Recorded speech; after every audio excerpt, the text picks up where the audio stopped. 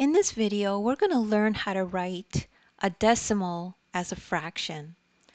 So if we have a problem like this that says write 0.8 as a fraction, what we need to remember is our place value chart.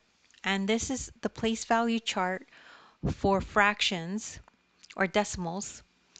And this is the ones and this is the tenths.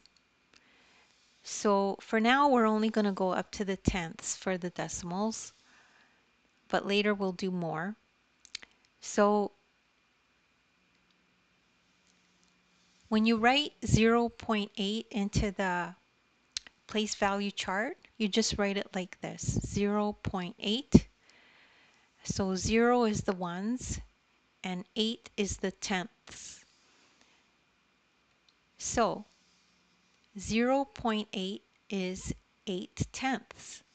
So we know that that fraction looks like this. 0.8 as a fraction is 8 over 10. So that's the answer. So for writing 0.8 as a fraction, it's just 8 over 10, 8 tenths. And we could see that from the place value chart for decimals.